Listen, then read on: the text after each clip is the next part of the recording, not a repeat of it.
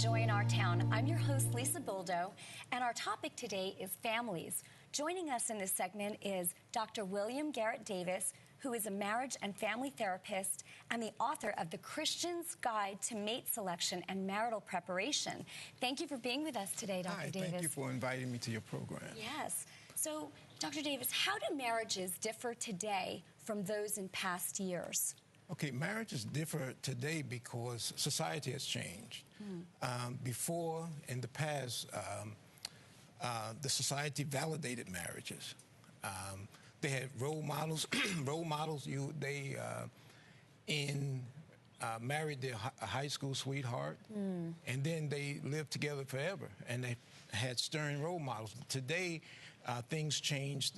There's people doing whatever they want to do, and it institution of marriage not to be as solid as it used to be.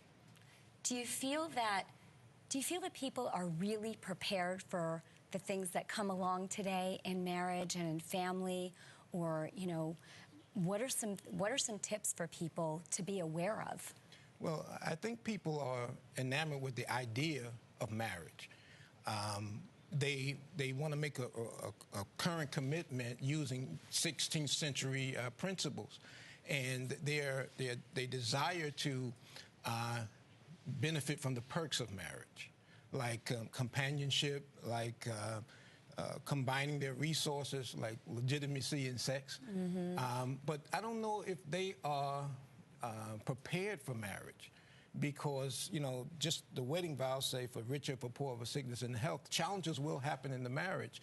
So I think people are looking for the positive things and not really focusing on that there will be challenges in the marriage. Right. And I think people, if they had better skills, they could be able to handle marriages.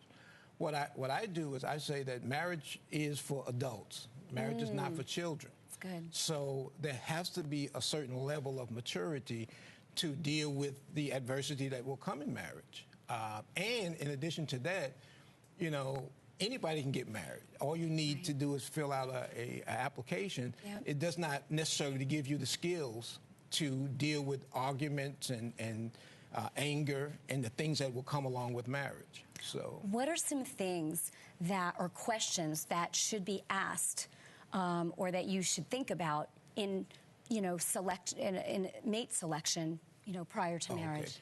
Okay. First thing I think people should do is focus on what are their motives. If they have the wrong motives, then they'll go into marriage, without the knowledge they need. If pressure from family and friends, that's not a reason to get married. A legitimacy in sex because they don't want to feel guilty.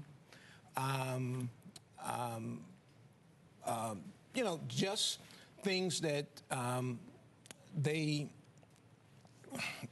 pressured to go into the relationship. But I think what they should do, in order to find the right person, what they need to do is ask the right questions. A lot of times people make mistakes because they don't ask the right questions. There are 5 stages to every relationship, and the first stage is ecstasy stage, in which 2 people meet, and they want everything to go good. That's why they put their best foot, that's their best. They don't want people to see the skeletons in their closet, so they keep it at a level where the relationship feels really good. And a lot of times people make decisions in that ecstasy stage, but the next stage is reality, when they begin to see the real person.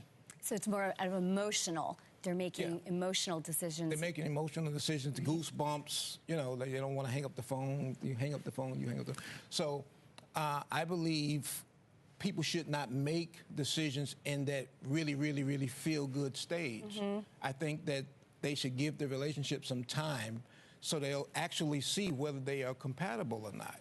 How important do you think it is to look at the other person's values, what they believe in, what they think is morally correct? Yeah, I think it's beneficial for them to get an assessment, a total assessment. A lot of people don't ask a lot of questions because when you're going out on a date, it seems like an interrogation. Right. So they don't want to interrogate, or they don't want to make the person feel bad or destroy the moment. Right. But I think in order to make quality decisions, you have to give it time, and you have to actually see the person in their totality. You know, what people do is they make decisions based upon outer appearance. If the person looks good, if they sound good, if they drive a nice car, then even though that person may not be the right person for them, in their mind they confer the rest of it. They only what they see. They might like, but it's minimal.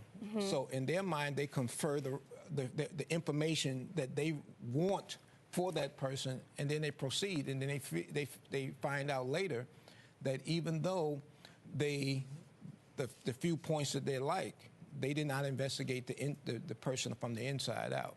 How does marriage and family counseling or therapy help? Okay. Marriage and family therapy helps people because there are times in people's lives when they get stuck. They don't know what to do. They may not have the proper skills to handle anger or handle problems. And, you know, they get stuck. And each person don't know what to do. And, you know, when people come into my office, I commend them for coming because, you know, it's not easy to share personal things so that you can get the help that you need. So I commend them for coming, and I believe that you know, by coming, it can help them get the information or the skills that they need to work on their relationship. What would be a first step for if a couple realizes that their marriage is in trouble? What are the first steps they? Okay, like I just mentioned, the first step is admit, first of all, I have a problem, or we have a problem. And the second step is to, you know, seek to get some help. And like I say, most people are private. They don't want to share their challenges or difficulties. So, but by coming to a session, that's the first step. Then deciding that their relationship is worth working on. And then, you know, a lot of people come and they ask, and you know, a lot of people come and they ask me, even though I know it's difficult to share, they say they come because they can't talk to their relatives, they can't talk to their family, they can't, so they value a third party. So that's the first step. And then after that, because it all depends when they come into the therapy room, it begins a relationship. And the relationship has to be built so they'll begin to open up more and share more and get the help that they need. And let me ask you, how about children and finances?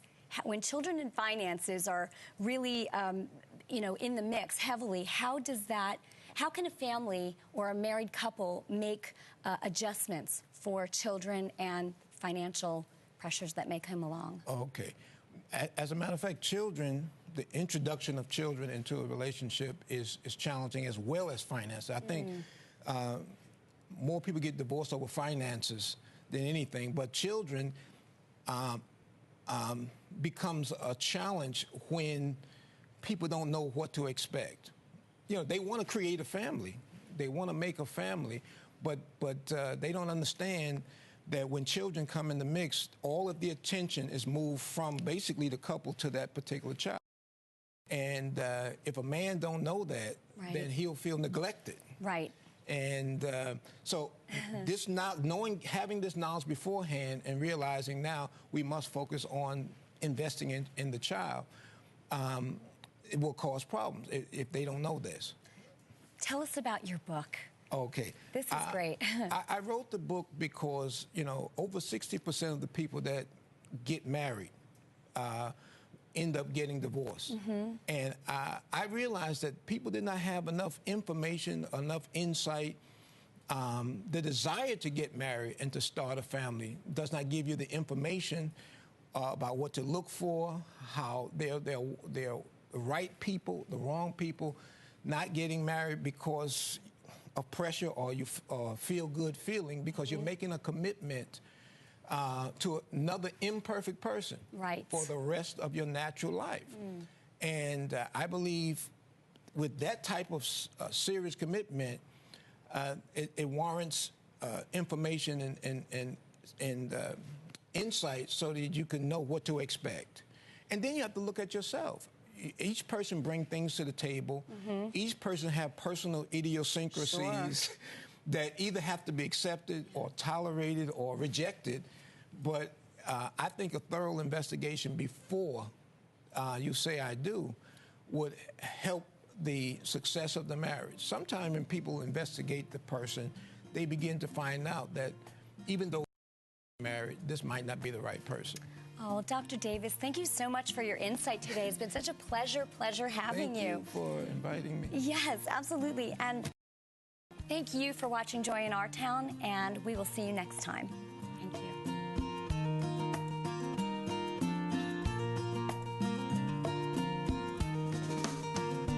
This program has been sponsored by the Trinity Broadcasting Network and is made possible by your telethon dollars. Your continual support can keep Joy in Our Town coming to your home every week. Write to Joy in Our Town, Post Office Box A, Santa Ana, California, 92711.